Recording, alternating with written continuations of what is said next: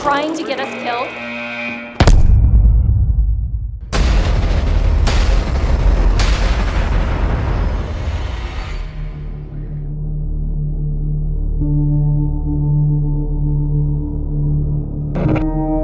The Inpatient is a psychological horror game made exclusively for PlayStation VR, and it's set in the Blackwood Sanatorium in the 1950s. No! Get me out of this! It's a different kind of horror in some ways to both Until Dawn and Rush of Blood, and it feels significantly more psychological as a result. Help! You can't just leave me in here! The character in the game can't recall anything that's happened prior to the game starting, so in that sense they know as much about the story as the player knows when they embark on the game. So I think it'd be wrong for us to give anything away about that, and that is uncovered during the experience. Do you remember who I am?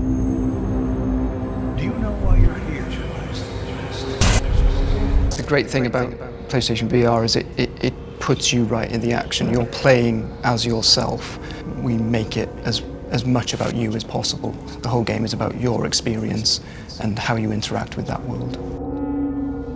We've used the technology of the Move controllers, the PlayStation VR itself, to fully immerse the player in that, in terms of how we track movements of the player's hands and how they use that to pick objects up, pass them hand to hand, so that it actually feels totally natural, and the technology allows us to do that. What we really want is for people to play the part of the patient, to actually act and perform that part, and so the voice control is an integral part of that. If a character is speaking to you, you just say the words to respond how you'd like, and the system makes the choice appropriately.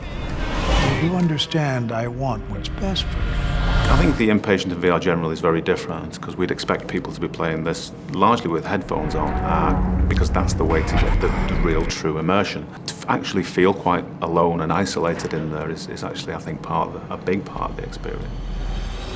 It's just too big to keep quiet.